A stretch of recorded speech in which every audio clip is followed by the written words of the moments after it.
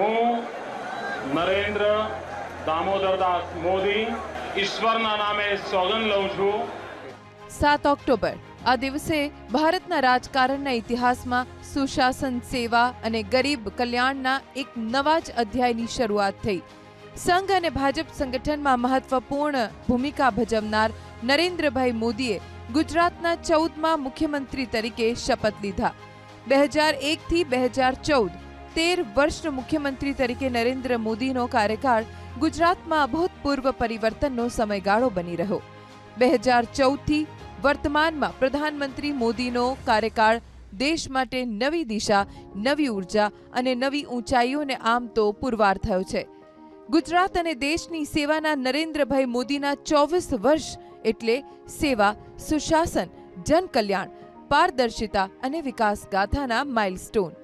સતત 4 વખત ગુજરાતના મુખ્યમંત્રી તરીકેનો કાર્યભાર વહન કરનારા શ્રી નરેન્દ્ર મોદીએ 13 વર્ષ ગુજરાતની સેવા કરી છે, જે અત્યાર સુધીમાં કોઈ એક મુખ્યમંત્રીનો સતત અને દીર્ઘકાલીન કાર્યકાળ છે.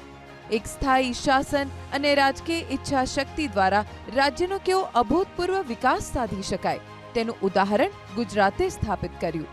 નરેન્દ્રભાઈ મોદીએ ગુજરાતના મુખ્યમંત્રી તરીકે શપથ લીધા એ ઘટનાને 24 વર્ષ પૂર્ણ થયા છે. આજે વિકસિત ભારત એટ 2047 આ વિઝન સાથે તેઓ દેશના પ્રધાનમંત્રી તરીકે ભારતની વિકાસ યાત્રાને સતત આગળ ધપાવી રહ્યા છે.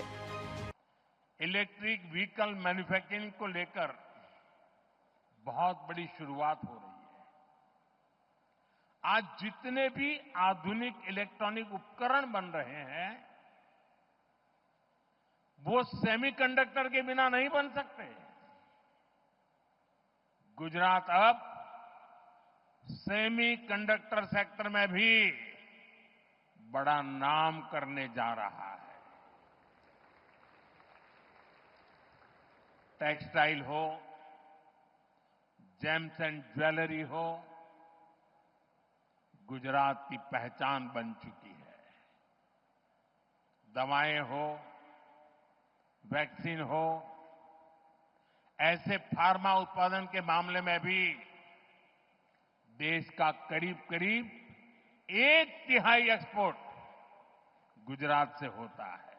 મુખ્યમંત્રી ભૂપેન્દ્રભાઈ પટેલના નેતૃત્વ હેઠળ ગુજરાત સરકારે મોદી શાસનકાળના આ સીમાચિહ્નોને 7મી થી 15 ઓક્ટોબર સુધીના એક સપ્તાહને વિકાસ સપ્તાહ તરીકે ઉજવવા નિર્ણય કર્યો. 2001 થી 2024 સુધીના નરેન્દ્રભાઈ મોદીના સતત અને સળંગ 23 વર્ષની સર્વગ્રાહી વૈશ્વિક વિકાસ યાત્રાની સફળતાની ગાથામાં જનભાગીદારીને જોડીને 7મી થી 15 ઓક્ટોબર સુધી થનારી વિકાસ સપ્તાહની ઉજવણીનો પ્રારંભ થયો. નરેન્દ્રભાઈ મોદીએ 2001માં રાજ્યની ધુરા સંભાળી ત્યારે તેમને એક એવું રાજ્ય વારસામાં મળ્યું જે વિનાશક ભૂકંપ, મંદીના સંકેતો આપી રહેલી અર્થવ્યવસ્થા અને સામાજિક અશાંતિ પછીની અનિશ્ચિતતાઓ સામે જજુમી રહ્યું હતું. તેમ છતાં થોડા જ મહિનાઓમાં તેમના નેતૃત્વના ગુણોની સાથે તેમના વહીવટી કૌશલ્ય અને દૂરંદેશી વિચારસરણીનું એક દુર્લભ અને અનોખું સંયોજન લોકોની નજર સમક્ષ ઉભરવા લાગ્યું. નરેન્દ્રભાઈએ માત્ર મુખ્યમંત્રીનો પદભાર જ નહોતો સંભાળ્યો, પરંતુ રાજ્યની જવાબદારીને પણ સ્વીકારી હતી. વહીવટી અધિકારીઓ સાથેની તેમની પ્રાથમિક મુલાકાતોમાં લોકોને ધ્યાનપૂર્વક સાંભળવાની અને ગહન અવલોકન કરવાની તેમની કુશળતા જોવા મળતી. સાથે જ તેમણે સ્પષ્ટ સંદેશ આપ્યો હતો કે શાસન જનકેન્દ્રિત, પારદર્શક અને જવાબદાર હોવું જોઈએ. મુખ્યમંત્રી તરીકેની દૂરંદેશી રૂપે કેટલીક નીતિ વિષયક નિર્ણયો જોઈએ તો જનશક્તિ, જળશક્તિ, જ્ઞાન શક્તિ, ઉર્જા શક્તિ અને રક્ષા શક્તિનો સમાવેશ થાય છે. એક રાજ્યના મુખ્યમંત્રી તરીકે તેમની વિશેષ દ્રષ્ટિ, દૂરંદેશી વિચારસરણી અને સર્વગ્રાહી વિકાસની પરિકલ્પનાએ ફક્ત દેશના જ નહીં પરંતુ વિશ્વભરના લોકોનું ધ્યાન આકર્ષિત કર્યું. પ્રભાવશાળી નેતૃત્વ, સ્પષ્ટ ઇરાદાઓ, કઠોર પરિશ્રમ અને આકાશને આમતો આત્મવિશ્વાસનો રણકોજ દેશભરમાં નરેન્દ્રભાઈ મોદી પ્રત્યે આદર, વિશ્વાસ અને પ્રેમનો પાયો બન્યા. નરેન્દ્રભાઈએ ગુજરાતમાં સત્તા સંભાળતા જ વૈશ્વિક રોકાણકારો માટે પ્રિફર્ડ ઇન્વેસ્ટમેન્ટ ડેસ્ટિનેશન બનાવનાર વાઇબ્રન્ટ ગુજરાત ગ્લોબલ સમિટની શરૂઆત કરાવી. ટેકનોલોજીના માધ્યમથી લોક ફરિયાદોનું નિરાકરણ માટે સ્વાગત કાર્યક્રમના રૂપે ઓનલાઈન પ્લેટફોર્મ શરૂ કર્યું. ઈ ગવર્નન્સ આ પહેલ દેશભરમાં સૌપ્રથમ હતી. શાળા પ્રવેશોત્સવ, કન્યા કેળવણી, રથયાત્રા, ગુણોત્સવ, કૃષિ મહોત્સવ, પશુ આરોગ્ય મેળા અને ખેલ મહાકુંભ જેવા કાર્યક્રમો થકી ગુજરાતના વિકાસનું એક નવું મોડેલ દેશ અને વિશ્વ સમક્ષ રજૂ કર્યું.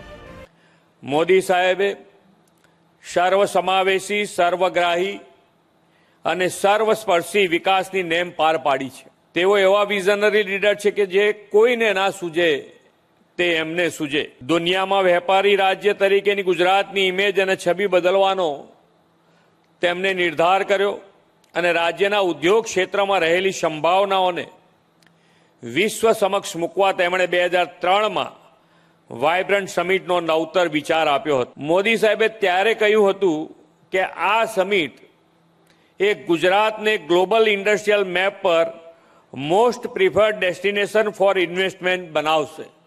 2003ની વાત, એમનું વિઝન, એમના શબ્દો આપણે યાદ કરીએ તો આવા તો કંઈક વસ્તુ છે કે જે એમનું વિઝન આપણને પ્રૂવ કરે. જ્યારે તમે એ વસ્તુ પકડો તો આપણને એમ લાગે કે ના, ખરેખર એક વિઝનથી કામ થયું છે. એટલું જ નહીં, નરેન્દ્રભાઈની સમયથી આગળ જોવાની શક્તિનું પરિણામ એટલે ક્લાઇમેટ ચેન્જ વિભાગ. વિશ્વમાં જ્યારે ક્લાઇમેટ ચેન્જની માત્ર વાતો થતી હતી ત્યારે તત્કાલીન મુખ્યમંત્રી નરેન્દ્રભાઈએ ગુજરાતમાં અલાયદો વિભાગ શરૂ કરીને જળવાયુ પરિવર્તન સામે લડવાની નવી દિશા આપી. નારી શક્તિ, માતૃશક્તિના સામર્થ્યને ઉજાગર કરવા તથા સ્ત્રી સશક્તિકરણને વેગ આપવા નરેન્દ્રભાઈ મોદીએ મહિલા અને બાળ કલ્યાણ વિભાગ શરૂ કરાવ્યો.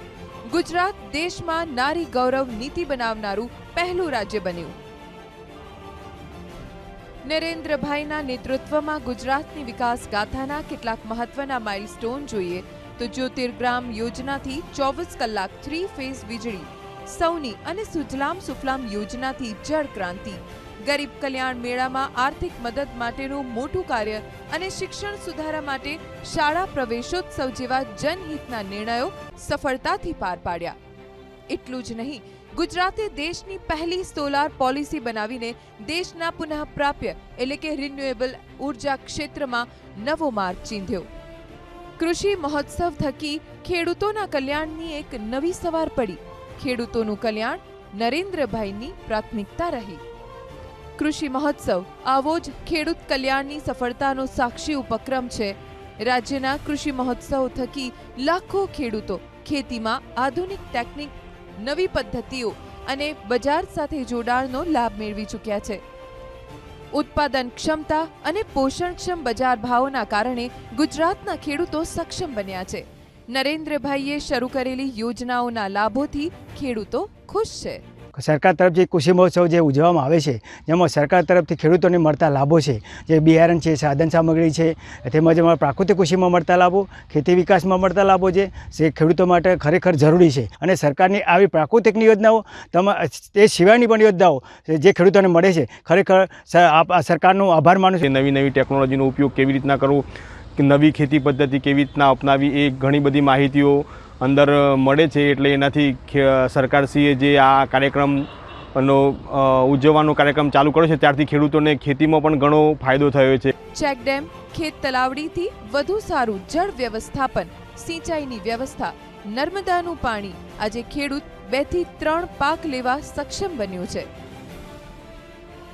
સરકાર દ્વારા વિકાસ સપ્તાહની જે ઉજવણી થઈ રહી છે એમાં જે જળ સપ્તાહનું જળ સંચયનું એમને પ્રોગ્રામ કર્યો છે એ બહુ સરસ કર્યો છે.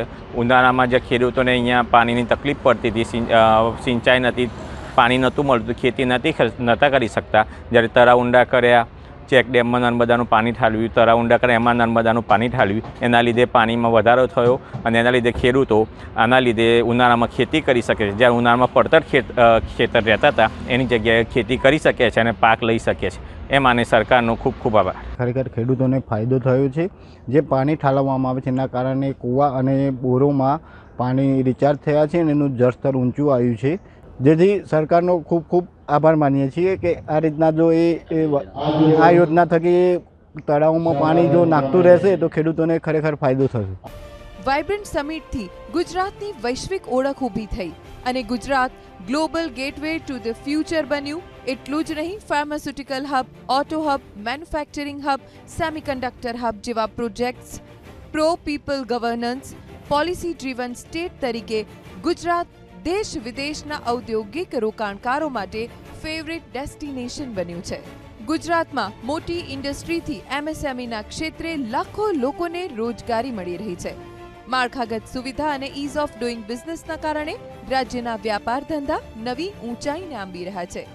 અમદાવાદ, વડોદરા, સુરત, જામનગર અને રાજકોટ જેવા શહેરોમાં ઔદ્યોગિક વિકાસ આંખે ઉડીને વળગે છે. રાજકોટમાં એન્જિનિયરિંગ અને ઓટો પાર્ટ્સે હરણફાળ ભરી છે. 54,000 યુનિટ ધરાવતું શહેર આજે વિશ્વભરમાં તેના ઉત્પાદનોનો નિકાસ કરી રહ્યું છે, જે શાસનની સફળ નીતિઓનું પરિણામ છે. ત્યારથી એક નાનકડી સબસિડી લેવાથી સરકારની સાથે જોડાણો એક હાર્ડનેસ ટેસ્ટર જેવી, અને આજે આ જ સરકારની ઉદ્યોગોને પ્રમોટ કરવા માટેની જેટલી પોલિસીઓ છે એ એટલી બધી સરળ અને શુદ્ધ છે કે જેની અંદર દરેક પ્રકારના ફાયદાઓ મળે છે, અને જેનો ગ્રોથ કરવા માટે, ઇન્ડસ્ટ્રીઝનો એન્જિનિયરિંગ ગ્રોથ કરવા માટે જે સરકારે પહેલ કરી છે એ કાબિલે તારીફ છે. અને આને હિસાબે જે વિકાસ થયો છે ગુજરાતનો, પર્ટિક્યુલર કે ભારતમાં ગ્રોથ એન્જિન તરીકે જેનું નામ આપી શકાય છે, એવા ગુજરાતમાં માનનીય સીએમ હતા નરેન્દ્રભાઈ, ત્યારથી એના ઉદ્યોગોને વિકાસ માટે આપ્યું છે. અને એમએસએમઈના ડેવલપમેન્ટ માટે વડાપ્રધાનશ્રીનો જ્યારે આ સંકલ્પ હતો 2047માં સંપૂર્ણ વિકસિત ભારત બનાવવાની જ્યારે પહેલ કરી છે, ત્યારે આ વિકાસની વણથંભી રફતારમાં રાજકોટ આગળ રહેવા માંગે છે અને ગુજરાતને પણ અગ્રેસર રાખવા માંગે છે. અત્યારે જે ગવર્મેન્ટની જે સારી પોલિસી છે તેમાં મેન્યુફેક્ચર માટે ખૂબ જ સારા પગલાં ગવર્મેન્ટ તરફથી લીધેલા છે અને દરેક કંપનીનો ગ્રોથ સારી રીતે થઈ રહ્યો છે. ગવર્મેન્ટનો પણ ખૂબ સારો સપોર્ટ છે અને આવનારી પેઢીને જે કોઈ પણ ટેકનિકલ ડેટા હવે જે જોઈતા હોય છે તે ગવર્મેન્ટ તરફથી ઇઝી મળી જાય છે. પહેલા જેવી લેન્ધી પ્રોસેસ પણ નથી. તો સામે જે લોકોને એગ્રેસિવ છે, જે લોકોને આગળ વધવું છે, તેને પણ ખૂબ જ ફાયદો મળે છે. પ્રત્યક્ષ અને પરોક્ષ રોજગારીના અવસર, સહાયથી ઉદ્યોગોને મળતો ટેકો, રજિસ્ટ્રેશન, વળતર અને સમયસર મળતી સબસિડીથી આ શક્ય બન્યું છે. વર્ષ 2014માં શ્રી નરેન્દ્ર મોદીએ ભારતના પ્રધાનમંત્રી તરીકેનો પદભાર સંભાળ્યો. તેમણે ગુજરાતના વિકાસ મોડેલને રાષ્ટ્રીય સ્તરે લાગુ કર્યું અને ભારતના સર્વસમાવેશી વિકાસ પર ભાર મૂક્યો. પ્રધાનમંત્રી જન આરોગ્ય યોજના, ખેલો ઇન્ડિયા, સ્વચ્છ ભારત અને નલ સે જલ જેવી રાષ્ટ્રીય સ્તરની પ્રમુખ યોજનાઓએ મૂળભૂત રીતે ગુજરાતમાં લાગુ થયેલી અગ્રણી યોજનાઓમાંથી પ્રેરણા લીધી, જે તેમના સુશાસન મોડેલની વ્યાપકતા અને સફળતા દર્શાવે છે. ભૂપેન્દ્રભાઈ પટેલના નેતૃત્વમાં રાજ્ય સરકાર વિકાસ સપ્તાહની ઉજવણી કરી રહી છે, જેમાં અનેક કાર્યક્રમોનો સમાવેશ કરવામાં આવ્યો છે. થીમેટિક દિવસો, યુવા, મહિલા સહિત તમામ વર્ગના કલ્યાણ હેતુ, વિકાસ પદયાત્રા, નરેન્દ્રભાઈની વિકાસ યાત્રા સાથે જોડાયેલી જગ્યાઓ પર પદયાત્રાનું આયોજન, સાંસ્કૃતિક કાર્યક્રમો, સ્થાનિક કલાકારો, સાંસ્કૃતિક કાર્યક્રમ, લોકનૃત્ય અને ગીતોનો આ કાર્યક્રમમાં સમાવેશ કરવામાં આવ્યો છે. વિકાસ પ્રદર્શન, સરકારી યોજનાઓ, સફળતાની ગાથાના વિવિધ જિલ્લામાં પ્રદર્શન કરવામાં આવ્યું છે. સફળતાની ગાથા, વિવિધ ક્ષેત્રોમાં થયેલા સુધારા અને પહેલ વિશે જાણકારી આપવામાં આવે છે. યુવા વર્ગની સહભાગિતા, શાળા કોલેજના ઇન્ટરેક્ટિવ વર્કશોપ, નિબંધ લેખન, વક્તૃત્વ સ્પર્ધા યોજવાનું આયોજન. કલા સ્થાપત્ય, વિકાસ, સશક્તિકરણ અને એકતાની થીમ પર કલા સ્થાપત્ય. વિકાસરથ, નરેન્દ્રભાઈ મોદીના સંકલ્પ અને સિદ્ધિઓનું પ્રદર્શન. પ્રતિજ્ઞા, ગુજરાતના વિકાસમાં જોડાવા નાગરિકોને પ્રતિજ્ઞા માટે પ્રોત્સાહિત કરવામાં આવશે. ઇનોવેશન એક્સપો, સ્ટાર્ટઅપ, નવીન શોધ અને ઉદ્યોગ સાહસિકોનું પ્રદર્શન. ગુજરાતના મહત્વના સ્થળોનું સુશોભન, statue of unity, Smritivan, Mahatma Mandir, Dandi કુટીરની વિકાસ યાત્રા અને સુશોભનનું આયોજન કરવામાં આવ્યું છે. પ્રધાનમંત્રી નરેન્દ્ર મોદીએ ગુજરાતના વિકાસ માટે અને વૈશ્વિક સ્તરે પણ અનેક પગલાં લીધા. ભારતની G20 અધ્યક્ષતા દરમિયાન ગુજરાતે 18 ઉચ્ચ સ્તરીય બેઠકોની યજમાની કરી, જે તેની વૈશ્વિક પ્રતિષ્ઠા, સંગઠનાત્મક શ્રેષ્ઠતા અને સાંસ્કૃતિક આતિથ્યને રેખાંકિત કરે છે. વર્ષ 2025 નરેન્દ્રભાઈ મોદીના ભારતના પ્રધાનમંત્રી તરીકેના 11 વર્ષ પૂર્ણ થવાનું પ્રતીક છે. આ 11 વર્ષનો સમયગાળો પરિવર્તનકારી શાસન, સમાવેશી વિકાસ અને ભારતની વૈશ્વિક ઓળખની સાથે ગ્લોબલ રીસેટમાં અગત્યની ભૂમિકા નિભાવવા માટે તૈયાર ભારતની સાહસિક યાત્રાની ઓળખ કરાવે છે. 2014થી પ્રધાનમંત્રી નરેન્દ્ર મોદીએ વિકાસ કેન્દ્રિત રાજનીતિ દ્વારા વિકાસવાદને પ્રોત્સાહન આપ્યું, જેણે ભારતને વિશ્વની 11મી અર્થવ્યવસ્થામાંથી ચોથી સૌથી મોટી અર્થવ્યવસ્થા બનાવી. આ દાયકામાં ભારત સંરક્ષણ, વાણિજ્ય, ઉડ્ડયન, રેલવે, બંદરો અને ડિજિટલ માળખાગત સુવિધાઓ જેવા કે ક્ષેત્રોમાં વ્યાપક વિકાસનું સાક્ષી રહ્યું છે. વૈશ્વિક સ્તરે પ્રધાનમંત્રી શ્રી નરેન્દ્ર મોદીએ વેક્સિન મૈત્રી, ઓપરેશન સિંદૂર અને ઇન્ટરનેશનલ સોલાર અલાયન્સનું નેતૃત્વ કરીને કૂટનીતિને એક નવી વ્યાખ્યા આપી છે. ભારત જ્યારે અમૃતકાળમાં પ્રવેશી રહ્યું છે ત્યારે પ્રધાનમંત્રી શ્રી નરેન્દ્ર મોદીની 11 વર્ષની યાત્રા એક સ્થિતિસ્થાપક, મહત્વાકાંક્ષી અને આત્મનિર્ભર રાષ્ટ્રને દર્શાવે છે, જે વિશ્વનું નેતૃત્વ કરવા માટે તૈયાર છે.